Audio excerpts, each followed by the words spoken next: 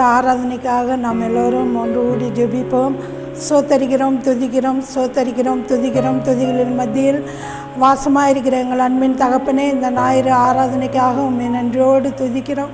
ஆண்டவரே, கடந்த மாதம் முழுவதும் எங்களை கண்மணி போல காத்து வந்த கிருபைக்காக நன்றி செலுத்துகிறோம் கர்த்தாவே. ஆண்டவரே, வருகிற காலங்களிலே ஆண்டவரே உம்முடைய கிருபை எங்களோடு இருக்க கர்த்தாவே உம்மை நோக்கி கெஞ்சி மன்றாடுகிறோம். இந்த ஆராதனையில் பாடுகிற பாட்டுகளும் வசனங்களும் ஆண்டவரே மண்டலி எல்லாரையும் ஆண்டவரே சபை மக்களை கர்த்தர் ஆசீர்வதிக்க வேண்டுமாய் இந்த ஆராதனையிலே துவக்கம் முதல் முடிவு வரை உம்முடைய கிருபையும் உம்முடைய ஆசீர்வாதமும் எங்களோடு தங்கியிருக்க வேண்டுமாய் கெஞ்சி மன்றாடுகிறோம். ஆண்டவரே ஆசீர்வதிங்கப்பா, பலப்படுத்துங்க. துதி கன மகிமையெல்லாம் நமக்கு ஒருவருக்கே செலுத்துகிறோம். இயேசு கிறிஸ்துவின் இனிய நாமத்தில் ஜெபிக்கிறோம் பிதாவே, आमेन। आए हम परमेश्वर की महिमा के लिए और एक गीत गाएं। धन्यवाद के साथ स्तुति गाऊंगा, हे यीशु मेरे खुदा। धन्यवाद के साथ स्तुति गाऊंगा, हे यीशु मेरे खुदा। उपकार तेरे है बेशुमार, कोटि कोटि स्तुति धन्यवाद। धन्यवाद के साथ स्तुति गाऊंगा, हे यीशु मेरे खुदा। उपकार तेरे है बेशुमार, कोटि कोटि स्तुति धन्यवाद। योग्यता से बढ़ के दिया है अपनी दया से तूने मुझे। योग्यता से बढ़ के दिया है अपनी दया से तूने मुझे। मांगने से ज्यादा मिला मुझे, आभारी हूँ प्रभु मैं। मांगने से ज्यादा मिला मुझे, आभारी हूँ प्रभु मैं। धन्यवाद के साथ स्तुति गाऊंगा, हे यीशु मेरे खुदा। उपकार तेरे है बेशुमार, कोटि कोटि स्तुति धन्यवाद। तू है सच्चा जिंदा खुदा, तुझ पर ही भरोसा मेरा। तू है सच्चा जिंदा खुदा, तुझ पर ही भरोसा मेरा। सेवा पूरी करके पाऊं इनाम, प्रभु ऐसा दो वरदान। सेवा पूरी करके पाऊं इनाम, प्रभु ऐसा दो वरदान। धन्यवाद के साथ स्तुति गाऊंगा, हे यीशु मेरे खुदा। उपकार तेरे है बेशुमार, कोटि कोटि स्तुति धन्यवाद। धन्यवाद के साथ स्तुति गाऊंगा, हे यीशु मेरे खुदा। उपकार तेरे है बेशुमार, कोटि कोटि स्तुति धन्यवाद।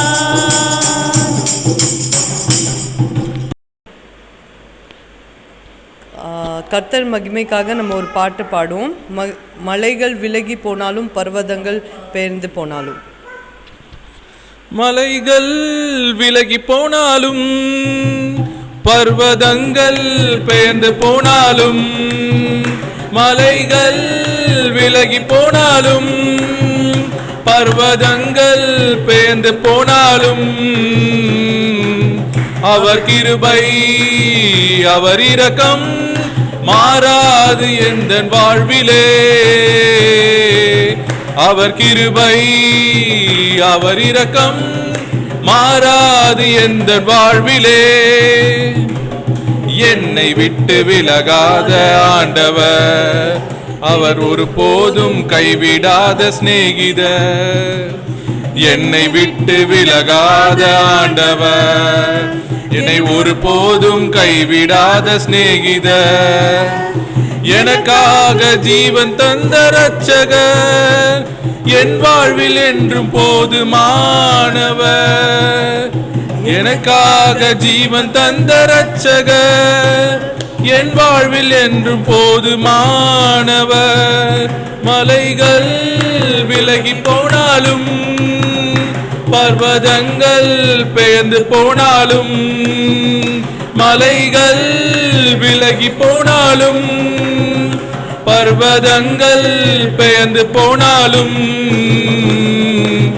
அவர் கிருபை அவர் இரக்கம் மாறாது எந்தன் வாழ்விலே.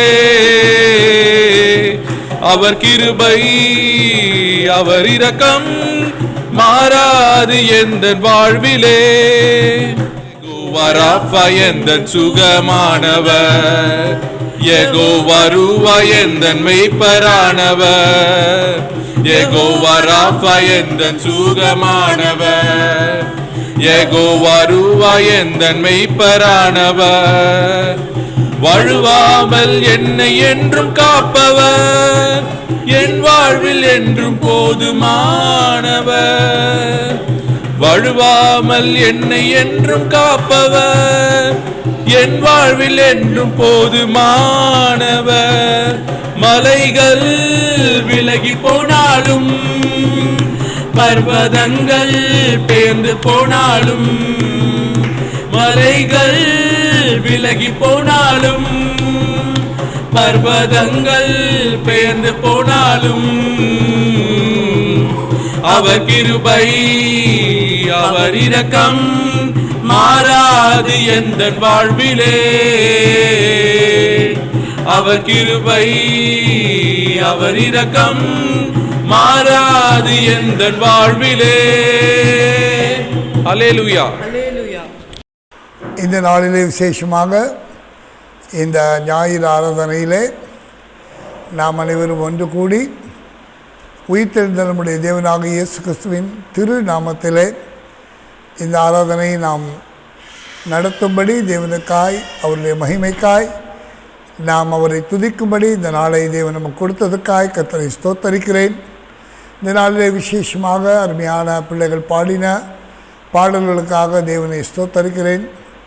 இந்த நாளிலும் கூட விசேஷமாக நம் மத்தியிலே மகாராஷ்டிரா மாநிலத்தில் பாம்பர்காடு என்கிற தாலுக்காவிலே கோட்டி என்கிற ஒரு சிறு குக்கிராமத்தில் மிகவும் வேதனையின் நடுவில் தன்னுடைய குடும்பத்தில் அநேகரை பறிகொடுத்து தானும் தற்கொலை செய்து கொள்ள வேண்டும் என்று இருந்த ஒரு ஆதிவாசி இளைஞர் பர்தான் என்று சொல்லக்கூடிய அந்த ஆதிவாசி குரூப்பிலிருந்து வெளியே வந்திருக்கிறார். அவர் தேவனை அறிந்த விதத்தையும் கர்த்தர் அவரோடு பேசின வார்த்தைகளையும் நாம் தெரிந்து கொள்ளும்படி இந்த நாளிலே நம் நடுவில் அவர் தன்னுடைய சாட்சியை பகிர்ந்து கொள்ளப் போகிறார். துதிப்போமாக. धन्यवाद करते स्तुति करते पिताजी, इस समय परमेश्वर पिता आपका अनुग्रह आपकी कृपा के लिए प्रभु जी परमेश्वर पिता प्रभु जी आशीर्वादित कर, प्रभु जी दया कर, कृपा कर राजा। इस प्रार्थना हम उद्धार करते यीशु के नाम से मांगते सुनर कर पिताजी, आमीन आमीन।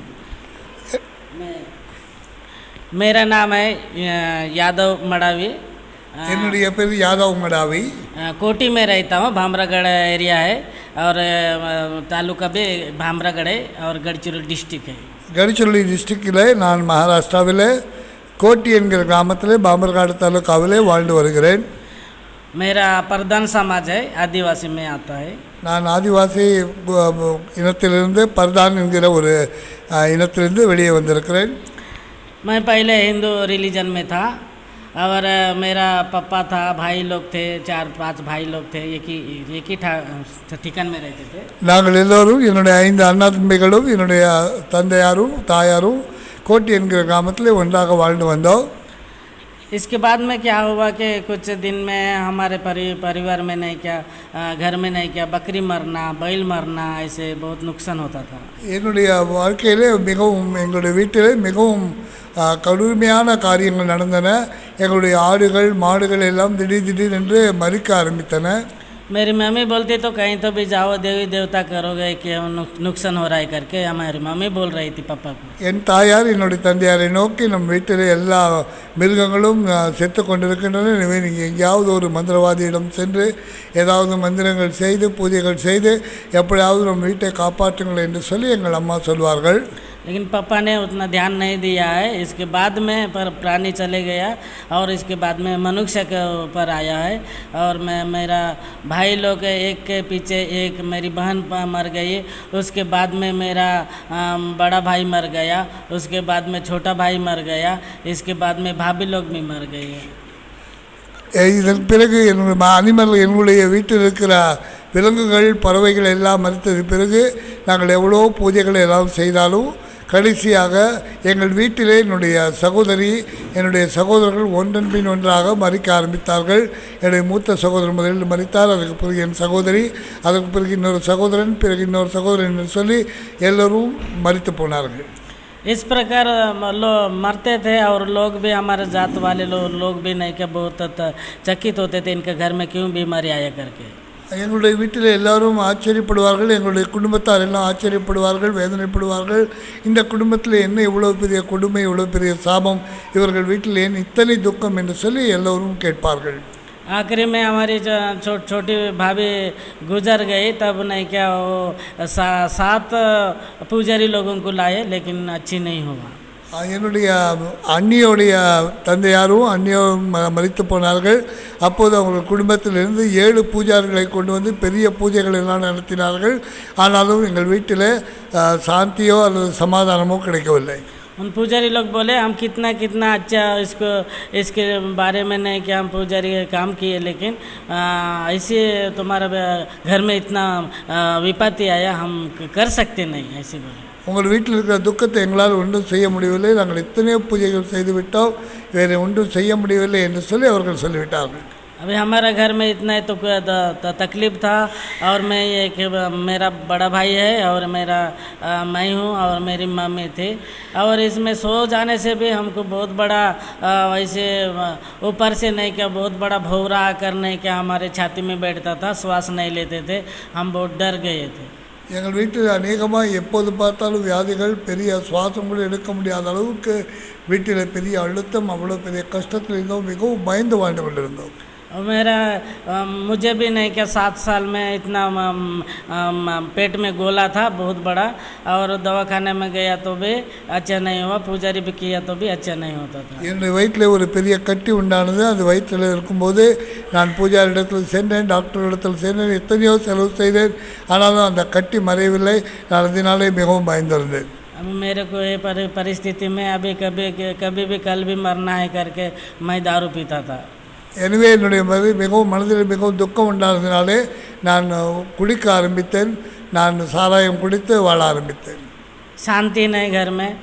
इसके बाद में मेरा एक पड़ोसी था, वो विश्वास किया था और प्रार्थना में जाता था. वो चाहे अनपढ़ था, लिखा पढ़ा नहीं था, लेकिन उसने मैं प्रार्थना में जाता था, वो प्रभु को जानता है. என்னுடைய வீட்டின் பக்கத்திலே ஒரு விசுவாசி இருந்தார்கள். அவர்கள் படித்தவர்கள் இல்லை, அவர்கள் படிக்க தெரியாது, ஆனாலும் எங்கேயோ ஒரு இடத்துல இயேசு கிறிஸ்துவனுடைய ஆராதனைக்கு சென்று வருவார்கள். அவர்கள் எங்கள் வீட்டின் பக்கத்தில் இருந்தார்கள். நான் இப்படிப்பட்ட கஷ்டமான நிலைமையிலே குடித்து கொண்டு வேதனையில் இருக்கும்போது அவர் என்னை சந்தித்தார். मैं अभी टेलर काम करता था और घर में रहता था. कोई नक्सलवादी भी आते थे, उनका भी ड्रेस मैं सी कर देता था. நான் ஒரு டெய்லர், அதனாலே நான் நக்சலைட்டுகள் எங்கள் காட்டில் வரும்போது அவர்களுக்கு வேண்டிய உடைகளை கூட நான் தைச்சி தருவது உண்டு. அதே போல் என்னுடைய வீட்டிலும் யாராவது வந்து துணி தைத்தால் அதுக்காகவும் நான் துணி தைத்து கொடுத்தது உண்டு. वो मैं विश्वासी लड़का 3 दिन मेरा पास ही बैठा था, वो काम नहीं कुछ नहीं वैसे चाहकर बैठा था. ஒரு நாள் என் பக்கத்து வீட்டில் இருக்கிற விசுவாசி 3 நாட்கள் எங்கள் வீட்டில் தங்கும்படி வந்திருந்தார்கள். என்னோடு உட்காந்து பேசிக்கொண்டே இருப்பார்கள். पहला दिन कुछ भी नहीं बताया, दूसरा दिन भी नहीं बताया, तीसरा दिन में वो ट्रैक्स दे दिया. முதல் நாள் அவர் வந்து என்னிடத்தில் பேசவில்லை. 2வது நாளும் சும்மா தான் இருந்தார்கள். 3ஆம் நாள் அவர் கையில் ஒரு கைப்பிரதி இருந்தது. அந்த கைப்பிரதியை எனக்கு கொடுத்தாங்க. उसने बोला मैं तो पढ़ा लिखा नहीं हूँ, लेकिन ये यीशु प्रभु का है, परमेश्वर का है, इसको पढ़कर मुझे बताओ समझाओ करके बोला. அவர் என்னிடத்தில் வந்து இதோ இந்த கைப்பிரதி எனக்கு படிக்க தெரியாது, நான் படித்தவன் இல்லை, நீங்கள் படித்த ஆள், எனவே இதை படித்து எனக்கு கொஞ்சம் இது என்ன எழுதியிருக்கு என்று சொல்லுங்கள். நான் இயேசுவை நம்புகிறேன், ஆனால் இது எழுதியிருக்கிறது என்னென்னு எனக்கு தெரியவில்லை என்று சொல்லி இதை படித்து எனக்கு அர்த்தம் சொல்லுங்கள் என்று சொல்லி என்னிடத்தில் கேட்டார்கள். मेरा पास नक्सलवादी भी चिट्ठी देते थे और कोई भी हमको चिट्ठी देते थे, क्योंकि होटल टोला में एक ही पढ़ाई था मैंने. எங்களுடைய மொத்த கிராமத்தில் 5-6 கிராமத்தில் நான் ஒருவர் தான் 10வது வரை படித்தவன். எனவே எந்த கடிதங்கள் வந்தாலும் எது வந்தாலும் என்னிடத்தில் காண்பித்து படித்து காண்பிக்க சொல்வார்கள். அதே போல் இந்த பையனும் இந்த கைப்பிரதியை என்னிடத்தில் கொடுத்து அதை படித்து காண்பிக்கும்படி சொன்னான். मैंने उतना ध्यान नहीं दिया, लेके गया पेटी में रख दिया. அவர் கொடுத்தது நான் அவ்வளவாக லட்சியம் செய்யவில்லை. ஏதோ கொடுக்குறான் என்று சொல்லி என்னோடய பெட்டிக்குள்ளே வைத்து விட்டேன். और से तीसरे दिन आ गया और बोला मैं जो कुछ तो भी दिया, मेरा काम किया क्या बोला. அப்போது 3 நாளைக்கு பிறகு அவர் வந்தார்கள். நான் ஒரு புஸ்தகத்தை கொடுத்தேன்னா அதை படித்தீங்களா, அது என்னுடைய வேலை என்ன, அதை செய்தீங்களா என்னன்னு சொல்லுங்கள் என்று கேட்டார்கள். मैंने बोला क्या है, कोई नक्सलवादी को होगा क्या करके बोला. நான் நினைத்தேன் நக்சலைட் கொடுத்த ஒரு பத்திரிகையாக இருக்கும், எனவே அதை தான் கேட்குறானோ, என்ன நக்சலைட் ஏதாவது கொடுத்தார்களா என்று சொல்லி கேட்டேன். मैंने बोला कहाँ रखा, आपको देखा क्या करके बोला. फिर बाद में ढूंढने घर में रखा करके बोला और मैं ढूंढने गया. அப்போது அவர் இந்த இடத்துல எனக்கு எப்படியாவது படித்து காண்பீங்கள் என்றார்கள். நான் எங்கே வைத்தேன் எனக்கு தெரியவில்லை, வீட்டில் வைத்திருக்கேன் என்று சொல்லி அதை தேட ஆரம்பித்தேன். फिर उसका सामने मैं लाया और पढ़ाई चालू किया यीशु प्रभु का ट्रैक्स. तो मेरे को इतना अच्छा ढूंढने लगा और ट्रैक्स दिया था यीशु प्रभु का, फिर पेटी में रखा तो ढूंढने गया. நான் தேடி அந்த புத்தகத்தை கொண்டு வந்து அவரிடத்துல வாசிக்கும்படி கொண்டு வந்தேன். फिर ढूंढने के बाद मैंने वो चले गया, पेटी में रख दिया, जल्दी से मिल गया हमको और पढ़ने चालू किया. நான் அதை படிக்க ஆரம்பித்தேன். तो इतना अच्छा लगा मेरे को जीवन में, वो परमेश्वर प्रेम करता है और वो मनुष्य के जीवन में इतना शांति देता है करके वो ऐसा वचन पढ़े तो बहुत मुझे आनंद लगा. அந்த புத்தகத்தில் இப்படி எழுதியிருந்தது, கடவுள் என்னை நேசிக்கிறார், ஆண்டவர் என்னை நேசிக்கிறார், என் விதத்தில் இவ்வளோ அன்பு செலுத்துகிறார் என்று சொல்லி அந்த புத்தகத்தில் எழுதியிருந்தது. அதை படிக்கும்போது என் மனதில் ஒரு பெரிய சமாதானம், பெரிய சந்தோஷத்தை நான் உணர்ந்தேன். लोग बहुत सारे लोग हम विश्वास किया और चर्च में प्रार्थना के लिए जाना चालू किया. फिर मेरा बीमारी चले गई और मैंने निश्चय किया मैं सेवा करना है करके अभी सभी छोड़कर मैं सेवा में लगे. இயேசுவை நம்ப ஆரம்பித்தேன், திருச்சபைக்கு போக ஆரம்பித்தேன். இயேசுவை நம்பி நான் அவருக்காக வாழ்வது என்று சொல்லி நிச்சயம் செய்தேன். और मैंने TRM में ஜாயிண்ட் होकर मैंने सेवा कर रहा हूँ. இப்போது நான் TRM என்கிற சமஸ்தானத்தில் நான் சேர்ந்து கொண்டு ஆண்டவருக்காக ஊழியம் செய்து வருகிறேன். அல்லேலூயா. இந்த நாளிலே ஒரு அருமையான சாட்சியை கேட்டோம். मेरे प्रिय भाइयों और बहनों, आज हमने बहुत अच्छी गवाही सुनी.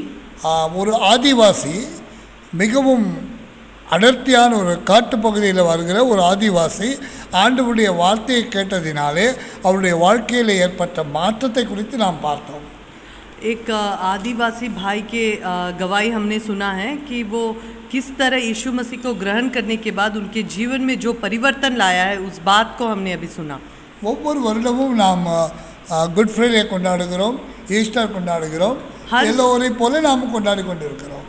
हर साल हम गुड फ्राइडे और ईस्टर बनाते हैं और हर लोगों की तरह हम बनाते हैं और उसे मनाते हैं. ஆனால் இந்த நாளிலே, இந்த ஞாயிற்றுக்கிழமை ஆராதனையில் நாம் விசேஷமாக ஒரு காரியத்தை கற்றுக்கொள்ள வேண்டும். लेकिन आज इस रविवार में हम एक नई बात को सीखेंगे. நாம் வேதத்தில் வாசிக்கிற லூக்கா எழுதின சுவிசேஷம் 1ஆம் அதிகாரத்தில் 28 to 33 வரை ஒரு வசனத்தை வாசிக்கிறோம். हम लूका रचित सुसमाचार उसका पहला अध्याय वचन 28 से लेकर 33 तक हम एक बात को देखते हैं. நாம் இப்படியாய் வாசிக்கிறோம். அவன் இருந்த வீட்டில் தேவதூதன் பிரவேசித்து, கிருபை பெற்றவளே வாழ்க, கர்த்தர் உன்னுடனே இருக்கிறார், இஸ்ரவேலுக்குள்ளே நீ ஆசீர்வதிக்கப்பட்டவள் என்றார். அவளோ அவனை கண்டு இந்த வார்த்தைகளை வைத்து இந்த வாழ்த்துகள் எப்படிப்பட்டதோ என்று சிந்தித்து கொண்டிருந்தாள். தேவதூதன் அவளை நோக்கி, மரியாளே பயப்படாதே, நீ தேவனிடத்தில் கிருபை பெற்றால் இதோ நீ கர்ப்பவதியாகி ஒரு குமாரனை பெறுவாய், அவருக்கு இயேசு என்று பெயரிடுவாயாக. அவர் பெரியவராய் இருப்பார், உன்னதமானவருடைய குமாரன் எனப்படுவார். கர்த்தராகிய தேவன் அவருடைய பிதாவாகிய தாவீதின் சிங்காசனத்தை அவருக்கு கொடுப்பார். அவர் யாக்கோப்பின் குடும்பத்தாரை என்றென்றைக்கும் அரசாளுவார். அவருடைய ராஜ்யத்துக்கு முடிவே இராது என்றார். स्वर्गदूत ने उसके पास भीतर आकर कहा, आनंद और जय तेरी हो जिस पर ईश्वर का अनुग्रह हुआ है, प्रभु तेरे साथ है। वह उस वचन से बहुत घबरा गई और सोचने लगी कि यह इस प्रकार का अभिवादन है। स्वर्गदूत ने उससे कहा, हे मरियम, भयभीत न हो, क्योंकि परमेश्वर का अनुग्रह तुझ पर हुआ है। देख, तू गर्भवती होगी और तेरा एक पुत्र उत्पन्न होगा, उसका नाम यीशु रखना। वह महान होगा और परम प्रधान का पुत्र कहलाएगा, और प्रभु परमेश्वर उसके पिता दाऊद का सिंहासन उसको देगा, और वह याकूब के घराने पर सदा राज्य करेगा, और उसके राज्य का अंत न होगा। இரண்டாவதாக ஒரு வசனத்தை நாம் வாசிக்கிறோம். லூக்கா எழுதின சுவிசேஷம் 2ஆம் அதிகாரம் 8-12 வரை வாசிக்கிறோம். दूसरा वचन हम देखते हैं लूका रचित सुसमाचार उसका 2 अध्याय वचन 8 से लेके 12 तक। அப்பொழுது அந்த நாட்டிலே மேய்ப்பர்கள் மந்தை வான்வெளியிலே தங்கி ராத்திரியிலே தங்கள் மந்தையை காத்து கொண்டிருந்தார்கள். அவர்களை அந்த வேளையிலே கர்த்தருடைய தூதன் அவர்களிடத்தில் வந்து நின்றான். கர்த்தருடைய மகிமை அவர்களை சுற்றிலும் பிரகாசித்து அவர்கள் மிகவும் பயந்தார்கள். தேவதூதன் அவர்களை நோக்கி, பயப்படாதிருங்கள், இதோ எல்லா ஜனத்திற்கும் மிகுந்த சந்தோஷத்தை உண்டாக்கும் நற்செய்தியை உங்களுக்கு அறிவிக்கிறேன். இன்று கர்த்தராகிய கிறிஸ்து என்னும் இரட்சகர் உங்களுக்கு தாவீதின் ஊரிலே பிறந்திருக்கிறார். பிள்ளையை துணியை சுற்றி முன்னணியில் கிடக்க காண்பீர்கள், இதுவே உங்களுக்கு அடையாளம் என்றார்.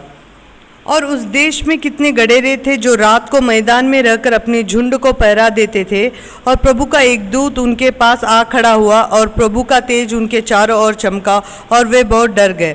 तब स्वर्गदूत ने उनसे कहा, मत डरो, क्योंकि देखो मैं तुम्हें बड़े आनंद का सुसमाचार सुनाता हूँ, जो सब लोगों के लिए होगा, कि आज दाऊद के नगर में तुम्हारे लिए एक उद्धारकर्ता जन्मा है, और वह मसीह प्रभु है। और इसका तुम्हारे लिए यह पता है कि तुम एक बालक को कपड़े में लिपटा हुआ और चरनी में पड़ा पाओगे। மூன்றாவதாக நாம் வாசிக்கப் போகிற வசனம் மத்தேயு எழுதின சுவிசேஷம் 3ஆம் அதிகாரம் 1-2 வசனங்கள். அந்நாட்களில் யோவான் ஸ்நானன் யூதேயாவின் வனாந்திரத்திலே வந்து மனந்திரும்புகள், பரலோக ராஜ்யம் சமீபித்திருக்கிறது என்று பிரசங்கம் பண்ணினான். கர்த்தருக்கு வழியை ஆயத்தம் பண்ணுங்கள், அவருக்கு பாதைகளை செவ்வை பண்ணுங்கள் என்று வனாந்தரத்திலே கூப்பிடுகிறவனுடைய கர்த்தம் உண்டென்று ஏசாயா தீர்க்கதரிசியினால் சொல்லப்பட்டது இவனே. उन दिनों में मत्ती रचित सुसमाचार उसका 3 अध्याय वचन 1 और 2। उन दिनों में यूहन्ना बपतिस्मा देने वाला आकर यहूदियों के जंगल में यह प्रचार करने लगा, मन फिराओ, क्योंकि स्वर्ग का राज्य निकट आ गया है। यह वही है जिसकी चर्चा यशायाह भविष्यद्वक्ता के द्वारा की गई। जंगल में एक पुकारने वाला का शब्द हो रहा है कि प्रभु का मार्ग तैयार करो, उसकी सड़कें सीधी करो। நாம் நான்காவதாக வாசிக்கப் போகிறோம். மத்தேயு 28ஆம் அதிகாரம் 1-7 வரை நாம் வாசிக்கிறோம். ஓய்வு நாள் முடிந்து வாரத்தின் முதலாம் நாள் விடிந்து வருகையில்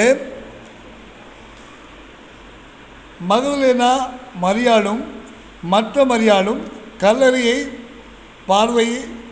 பார்க்க வந்தார்கள். அப்பொழுது பூமி மிகவும் அதிரும்படி கர்த்தருடைய தூதன் வானத்திலிருந்து வந்து வாசலில் இருந்த கல்லை புரட்டி தள்ளி அதன் மேல் உட்கார்ந்தான். அவனுடைய ரூபம் மின்னலை போலிருந்து, அவனுடைய வஸ்திரம் உறைந்த மலையைப் போல வெண்மையாக இருந்தது. அவன் காவலாளிகள் அவனுக்கு பயந்திருந்ததினால் திடுக்கிட்டு செத்தவர்கள் போல ஆனார்கள். தூதன் அந்த ஸ்திரீயின் நோக்கி, நீங்கள் பயப்படாதிருங்கள், சிலுவையிலே அறியப்பட்ட இயேசுவை தேடுகிறீர்கள் என்று அறிவேன். அவர் இங்கே இல்லை, தாம் சொன்னபடி உயிர்த்தெழுந்தால் கர்த்தரை வைத்த இடத்தை பாருங்கள், சீக்கிரமாய் போய் அவர் மரித்தோரிலிருந்து எழுந்தார் என்று அவருடைய சீஷர்களுக்கு சொல்லுங்கள். அவர் உங்களுக்கு முன்னே கலிலியாவுக்கு போகிறார், அங்கே அவரை காண்பீர்கள், இதோ உங்களுக்கு சொன்னேன் என்றார். हम और एक वचन पढ़ते हैं मत्ती रचित सुसमाचार उसका 28वां अध्याय वचन 1 से लेकर 7 तक। सप्ताह के दिन के बाद सप्ताह के पहले दिनों में पौ फटते ही मरियम मगदलीन और दूसरी मरियम कब्र को देखने आई और देखो एक बड़ा भूकंप हुआ, क्योंकि प्रभु का दूत स्वर्ग से उतरा और पास आकर उसने पत्थर को लुढ़का दिया और उस पर बैठे गया। उसका रूप बिजली का सा था और उसके वस्त्र पाले के समान उज्जवल था। उसका भय से पहरुए कांप उठे और मृतक समान हो गए।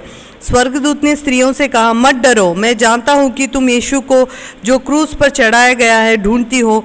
वह यहाँ नहीं है, परंतु अपने वचन के अनुसार जी उठाए। आओ यह स्थान देखो जहाँ प्रभु पड़ा था, और शीघ्र जाकर उसके चेलों से कहो कि वह मृतकों में से जी उठाए और तुमसे पहले गलील को जाता है, वहाँ उसका दर्शन पाओगे। देखो मैंने तुमसे कह दिया। முதலாவது வசனத்தில் நாம் வாசிக்கிறோம், அவருக்கு இயேசு என்று பெயரிடுவாயாக, ஏனென்றால் அவர் உலகத்தின் பாவத்தை தீர்க்கிறவர் என்று சொல்லி வாசித்தோம்। पहले वचन में हमने यह देखा कि उनको यीशु करके नाम रखा गया क्योंकि वो दुनिया के सारी पापों को अपने ऊपर लेने वाला है। இரண்டாவது வசனத்தில் நாம் வாசித்தோம், தூதர்கள் மெய்ப்பொருளை பார்த்து பயப்படாதீர்கள், உங்களுக்கு ஒரு சந்தோஷமான சமாச்சாரம் என்று சொல்லி பார்த்தோம்। दूसरे वचन में हमने ये देखा है, स्वर्गदूत आकर कहता है कि डरो मत, तुम्हारे लिए एक शुभ संदेश या सुसमाचार रखा है। அந்த நல்ல செய்தி என்ன என்றால், எல்லாரையும் ரட்சிக்கும்படி கர்த்தராகிய ஆண்டவர் பூமியிலே பிறந்தார்। वो सुसमाचार यह है कि यीशु मसीह हम सभी को बचाने के लिए इस दुनिया में मनुष्य के रूप में जन्म लिया है। மத்தேயு 3ஆம் அதிகாரத்திலே 1-2 வசனத்தை வாசித்தோம்। மத்தேயு 3ஆம் அதிகாரத்திலே 1-2 வசனத்தை வாசித்தோம்। मत्ती रचित सुसमाचार उसका 3 अध्याय वचन 1 और 2 में हमने यह देखा, பரலோக ராஜ்யம் சமீபத்தில் இருக்கிறது, मन फिराओ, परमेश्वर का राज्य निकट है। கர்த்தருடைய வழிக்கு ஆயத்தம் பண்ணுங்கள் என்று சொல்லப்பட்டிருக்கிறது। परमेश्वर के रास्ते को तैयार करने को कहा गया है। மத்தேயு 28 நாம் வாசிக்கிறோம், அவர் உயிர்த்தெழுந்தார்। मत्ती रचित सुसमाचार उसके 28वां अध्याय में हम ये देखते हैं कि यीशु मसीह पुनरुत्थान हुए हैं। ஏனென்றால் சிலுவையில் அறையப்பட்டு இயேசுவை தேடுகிறீர்கள், அவர் உயிர்த்தெழுந்தார்। सूली पर मारे गए यीशु को आप लोग ढूंढ रहे हैं, लेकिन वो जी उठा है। அல்லேலூயா। हालेलुया। இன்று கிறிஸ்தவர்களாகிய நாம் என்ன செய்து கொண்டிருக்கிறோம்? हम मसीह होने के नाते आज क्या कर रहे हैं? மரியாளுக்கு முதல் சப்தம் இது சொல்லப்பட்டது, मरियम को सबसे पहले ये शब्द दिया गया, இயேசு என்று பெயரிடுவாயாக, यीशु करके नाम रखा जाए, ஏனென்றால் அவர் ரட்சகர், உலகத்தை ரட்சிக்கிறார்। क्योंकि वो उद्धार करता है और वो दुनिया का उद्धार करेगा। இரண்டாவதாக நாம் வாசித்தோம், दूसरा वचन हम देखते हैं லூக்கா எழுதின சுவிசேஷம் 2ஆம் அதிகாரத்தில் 8-12 வரை। लूका रचित सुसमाचार उसका 2 अध्याय वचन 8 से 12 में எல்லா ஜனத்திற்கும் சந்தோஷத்தை கொடுக்கிற ஒரு நற்செய்தி, सभी लोगों को एक संदेश देने वाला सुसमाचार। எல்லாரையும் ரட்சிக்கும்படி ஆண்டவராகிய தேவன் இந்த பூமியிலே பிறந்தார் என்பது, सभी को उद्धार देने के लिए यीशु मसीह इस दुनिया में पैदा हुआ, यह एक खुशखबरी सभी को बताना। அருமையானவர்களே, நாம் விசுவாசிகள் என்கிறோம், प्रिय भाई और बहनों, हम सब भी विश्वासी हैं। கிறிஸ்துமஸை கொண்டாடுகிறோம், हम क्रिसमस मनाते हैं। சிலுவையில் சுமந்த அந்த வெள்ளிக்கிழமையை நாம் गुड फ्राइडे கொண்டாடுகிறோம், हम बड़े शुक्रवार को मनाते हैं, हम यीशु मसीह के सूली पे चढ़ाए जाने दिन को भी मनाते हैं। இயேசு உயிர்த்தெழுந்தார் என்று சொல்லி நம்பி நாம் ஈஸ்டர் என்கிற அந்த ஞாயிற்றுக்கிழமையை கொண்டாடுகிறோம்। हम यीशु मसीह जी उठे इस बात को विश्वास करते हैं, इसलिए हम ईस्टर भी बनाते हैं। இது நமக்காக மாத்திரமல்ல, ये सिर्फ हमारे लिए नहीं है, இது உலகத்தின் எல்லா சிருஷ்டிகளுக்காக சொல்லப்பட்டது। ये दुनिया की सभी लोगों के लिए बताया गया है। கொண்டாடி கொண்டிருக்கிற நாமே கொண்டாடும்படி இது செய்யப்படவில்லை। हम जो इस दिन को मनाते हैं सिर्फ हमारे लिए ये नहीं है, இது உலகத்தில் இருக்கிற எல்லா சிருஷ்டிகளுக்கும் சொல்லப்பட்டது। ये दुनिया में रहने वाले हर एक व्यक्ति के लिए है। எனவே ஆண்டவராகிய இயேசு கிறிஸ்து மத்தேயு 28ஆம் அதிகாரத்தில் இப்படி ஆசிர்க்கிறார், புறப்பட்டு போய் சகல ஜாதிகளையும் சீஷராக்குங்கள்। इसलिए मत्ती रचित सुसमाचार उसका 28वां अध्याय आखिरी वचन में लिखा है कि जाओ सारी दुनिया में यीशु मसीह के बारे में सुसमाचार सुनाओ। இயேசு என்றால் ரட்சகர் என்ற அர்த்தம்। यीशु का मतलब है उद्धारकर्ता। தேவதூதர்களுக்கு சொல்லப்பட்டது எல்லாருக்கும் சந்தோஷத்தை கொடுக்கிற செய்தி। देवदूत ने कहा ये सभी लोगों को खुश करने वाली ऐसी एक संदेश है। மத்தேயு 3வது அதிகாரத்தில் நாம் வாசிக்கிறோம், மனம் திரும்பி கர்த்தருக்கு வழியை ஆயத்தப்படுத்துகிற காலங்கள். हम मत्ती में भी 3 अध्याय में देखते हैं कि मन फिराकर परमेश्वर के लिए रास्ता बनाना है. 4வது நாம் சிலுவையிலே அறையப்பட்ட இயேசு உயிர்த்தெழுந்தார் என்று சொன்ன செய்தி. और हम 4थे वचन में देखते हैं कि यीशु मसीह जी उठा. இன்று ஒரு கிராமத்திலே, குக்கிராமத்திலே இயேசுனுடைய செய்தியை படித்த அருமையான ஆண்டவர் ஜான் என்கிற இந்த சகோதரன் ஆண்டவரை ஏற்றுக்கொண்டு இன்று பாஸ்டராக பணியாற்றுகிறார். और एक ऐसे बहुत ही जंगल से आए हुए एक भाई जिनको यीशु मसीह का सुसमाचार उन्होंने सुना और हमारे बीच में आज यादव नाम के भाई जॉन बनकर पास्टर बनकर हमारे बीच में सेवकाई करते हैं. இயேசுவின் செய்தி அவருடைய வாழ்க்கையை மாற்றியது. यीशु मसीह का सुसमाचार उनके जीवन को बदला. அவர் ரட்சிக்கப்பட்டார், वो उद्धार पाए, அவர் சந்தோஷத்தை பெற்றார், उन्होंने परमेश्वर के उस आनंद को पाया, அவர் மனம் திரும்பினார், वो मन फिराए. அவர் உயிர்த்தெழுந்த இயேசுவின் வல்லமையை பெற்றுக்கொண்டார். यीशु मसीह जो जी उठे उसका पावर, उस शक्ति को उन्होंने पाया है. ஒரு கிறிஸ்தவனுக்கு இந்த 4 காரியங்கள் மிகவும் முக்கியம். एक मसीह भाई बहन को ये चारों बातें रहना बहुत जरूरी है. நாம் ரட்சிக்கப்பட வேண்டும், हमें उद्धार पाना है, நாம் சந்தோஷத்தோடு எப்போது இருக்க வேண்டும், हमें हमेशा आनंदित होना है. ஆண்டவருடைய இந்த சுவிசேஷம் நம்முடைய மனம் திரும்புதலை கொண்டு வந்து அவருக்கு வழியை ஆயத்தப்படுத்த வேண்டும். हम ये परमेश्वर का जो सुसमाचार है ये परमेश्वर के लिए एक रास्ता बनाना चाहिए. உலகத்திலே ஒரே ஒரு தேவன் சிலுவையிலே மரித்து உயிர்த்தெழுந்த ஆண்டவராகிய இயேசு கிறிஸ்து. ये जी उठा है. இதோ நான் சீக்கிரமாய் வருகிறேன் என்று ஆண்டவர் திரும்பி வரப்போகிறார். यीशु मसीह ने कहा देखो मैं बहुत जल्दी आने वाला हूँ और वो बहुत जल्दी आएगा. அருமையான கிறிஸ்துவ நண்பர்களே, मेरे प्रिय मसीह भाई और बहनों, நான் இந்த நாளிலே உங்களுக்கு சொல்லுகிற ஒரே ஒரு வார்த்தை, आज मैं एक ही बात तुम लोगों से कहना चाहता हूँ. நான் கிறிஸ்தவனாய் இருந்து பண்டிகைகளை கொண்டாட அல்ல, हम मसीह होकर जो हमारे त्यौहार है उसे मनाने के लिए नहीं, ஞாயிற்றுக்கிழமைகளை பாடல்களை செய்து நாம் சாப்பிட்டு கொண்டு சந்தோஷமா இருப்பதற்காக அல்ல, रविवार को हम लोग अच्छा भोजन बनाकर खाना खाने के लिए हम मसीह बुलाए नहीं गए. நம்முடைய இந்த 4 காரியங்களையும் நம்முடைய வாழ்க்கையில் நாம் செயல்படுகிறோமா? ये चारों बातें जो हमने देखा है वो क्या हमारे जीवन में हम लागू करते हैं? நம்மை நாம் ஆராய்ந்து பார்ப்போம். आइए हम अपने आप को जांचते हैं. நானும் ஒரு பிராமண குடும்பத்தைச் சேர்ந்தவன். मैं भी एक ब्राह्मण परिवार से आता हूँ. நான் अनेक கோயில்களை சுற்றியவன். मैं कई मंदिरों में जा चुका हूँ. நான் சொல்லாத மந்திரங்கள் இல்லை, பாடாத பாடல்கள் இல்லை. मैंने ऐसा कोई भी मंत्र नहीं है जो मैंने नहीं जपा और ऐसा कोई भी गीत नहीं है जो मैंने नहीं गाया. ஆனால் எனக்கு இயேசுவின் சுவிசேஷம் கிடைத்த பிறகு இந்த 4 அனுபவங்களிலே கடந்து வந்தேன். लेकिन जब मैंने यीशु मसीह का सुसमाचार मैंने सुना, ये चारे अनुभवों को मेरे जीवन में मैंने पाया है. ரட்சிக்கப்பட்டேன். मैं उद्धार पाया.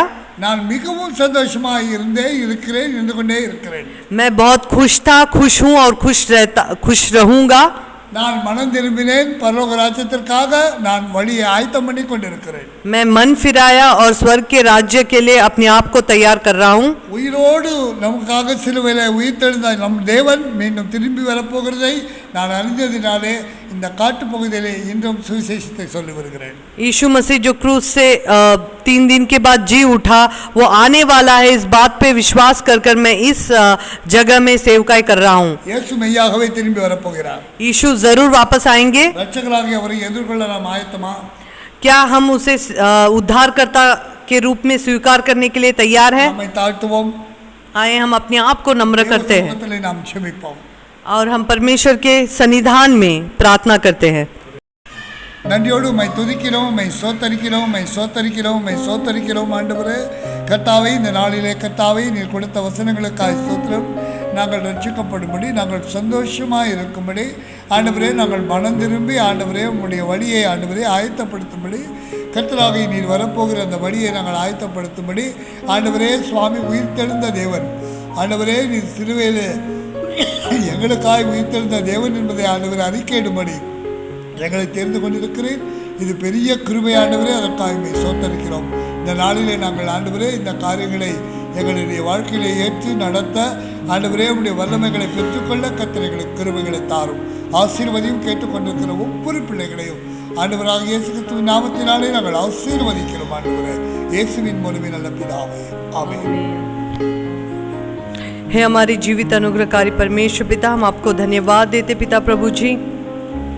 प्रभु जी आपने हमारे लिए इस दुनिया में आकर पिता प्रभु जी अपने आप को सूली पर बलिदान कर कर तीसरे दिन जी उठकर हमको ये आश्वासन दिया कि आप फिर से आएंगे और हमें पिता प्रभु जी स्वर्ग पर ले जाएंगे। प्रभु जी हम अपने आप को आपके चरणों के तले रखते हैं। हमें पिता प्रभु जी उस उद्धार के मार्ग में, जैसे पौलुस कहता है, हमें उस दौड़ में पिता प्रभु जी दौड़ने में मदद कीजिए ताकि हम उस प्राइज़ को पाए परमेश्वर, और हमारा जीवन आपके सामने ग्रहण योग्य हो सके। हम सभी को आपके चरणों में रखते हुए छोटी सी विनती यीशु मसीह के नाम से मांगते हैं, सुनिए और बड़ी दया से कबूल कीजिए, आमीन। பரிசுத்த ஆவியானவருடைய அந்யோன்ய ஐக்கியமும் வழிநடத்தலும் சமாதானமும் பாதுகாவலும் நம் அனைவரோடு கர்த்தருடைய இரண்டாம் வருகை மட்டும் இருந்து காப்பதாக. ஆமென்.